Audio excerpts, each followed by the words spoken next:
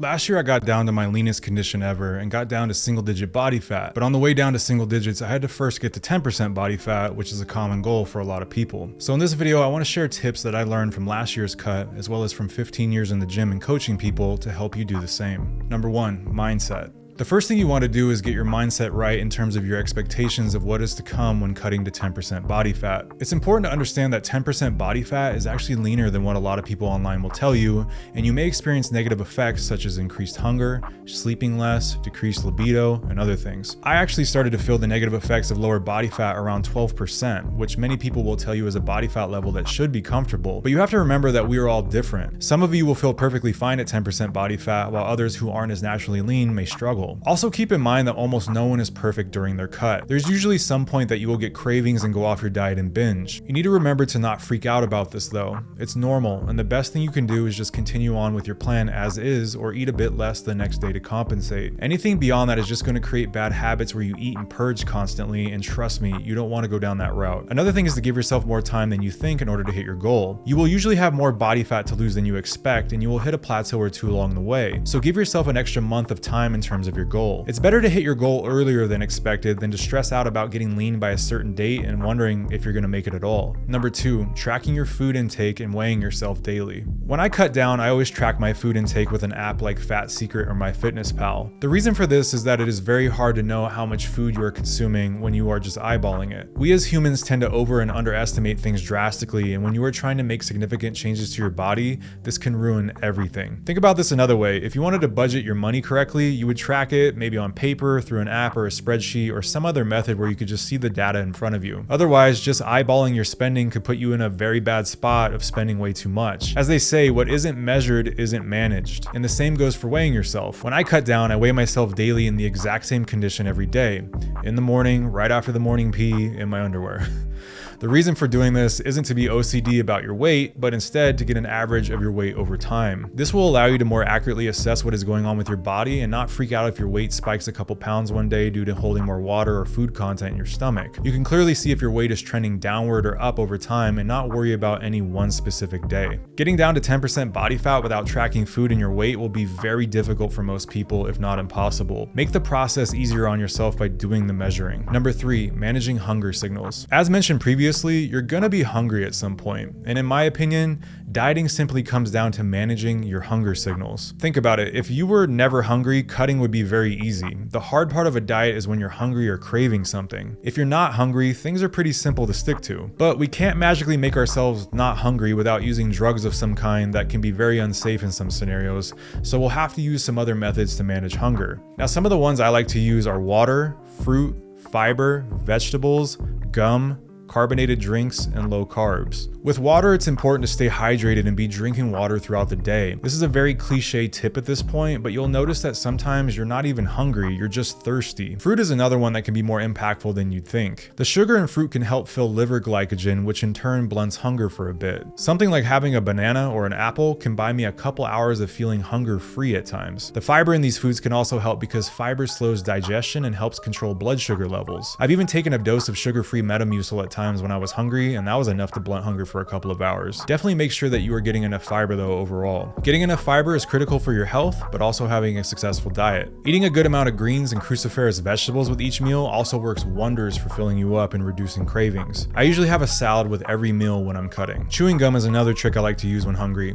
The people of India are going crazy that President Obama was constantly chewing gum. Chewing a piece of gum will often trick your brain into turning off hunger for a bit, and brushing your teeth actually helps some people as well, but I personally like chewing gum more so. Another good one is carbonated drinks like sparkling water or diet soda. The carbonation from these drinks can help fill you up more than other liquids, and the flavor can also help get rid of sweet cravings. A word of advice though, rinse your mouth with water thoroughly after drinking diet soda. Even though they are sugar-free, the acidity is still a threat to your teeth. Number 4, low carbs. Low carbs are another way of managing hunger, but I wanted to give this strategy its own section because there has always been a lot of talk about how low carbs are magical for losing fat, but there's a bit of BS and truth wrapped into that. The BS part of it is that there is nothing magical about low low carbs versus eating carbs. The only thing that matters is that you are in a caloric deficit, carbs are not. However, the helpful part about low carbs when cutting to low levels of body fat is that you may feel less hunger and cravings overall. I notice that when I eat carbs, I want to eat more of them. Carbs just tend to beget carbs, and I will usually have more sugar cravings as well. When I eat low carb, I don't feel as good in terms of my performance, but my hunger stays in check way better. I don't crave sugar nearly as much, and I can go hours without eating. Low carbs may or may not be a good strategy for you to manage hunger, but it's something to consider. Outside of managing hunger, there's nothing magical about it though. Number 5, caffeine and fat burners. Caffeine is another way to manage hunger on a cut, and people always ask about fat burners, so again, I felt these deserve their own section. When cutting last year, I used caffeine daily for the appetite suppression effects and energy boost. My gym sessions were always great with a bit of caffeine in me, and I could go hours without feeling hungry. However, in the last few months, I started having some heart palpitations and felt better off of the caffeine, so I haven't been using it lately. Everyone will differ here, but do realize that it is a very good appetite suppressant with even 100 to 200 milligrams of it.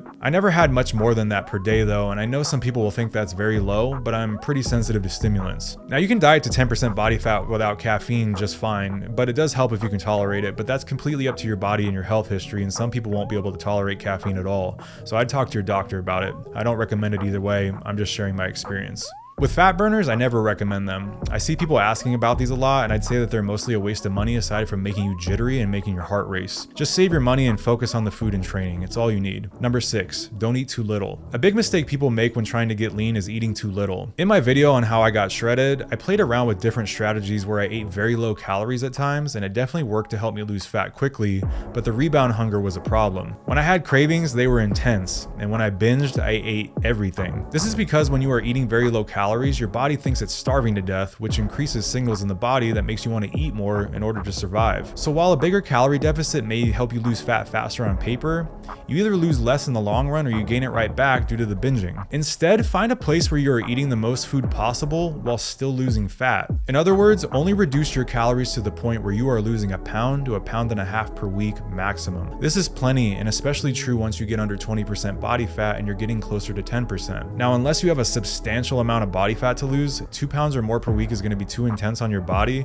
and you're setting yourself up to rebound right back up in weight. Number 7, refeeds. Now, I personally don't do great on diets where I just eat the same amount every day for months on end. I need a day or two per week where I can eat more food and feel better both physically and mentally. This is where high carb refeeds come into play. Generally, what you want to do on a day like this is lower your fat intake, but boost your carb intake drastically. The science around this gets more nuanced, but you are going to give your mind a break and allow yourself to eat more while also feeling stronger in the gym from the calorie and glycogen boost. I found refeeds to be even more important as I got under 15% body fat. The leaner you are, the more often you should refeed. When I was getting close to 10% body fat, I was doing one 6,000 calorie refeed per week, but most should do a refeed by adding 500 to 800 calories to your normal diet day and in the form of carbs. Keep in mind that my 6,000 calorie day was factored into my overall calorie intake for the week. So I was still in a calorie deficit for the week overall, I was just eating high calories for that single day. Another good tip is to plan a heavy workout the day after your refeed. I like to do a lighter workout on the day of my refeed and then do a heavier workout the day after to take advantage of feeling strong. This works great for maintaining your strength and muscle mass while on a cut. Refeeds are good at help keeping you sane and will give you something to look forward to each week, especially as you get closer to 10% body fat.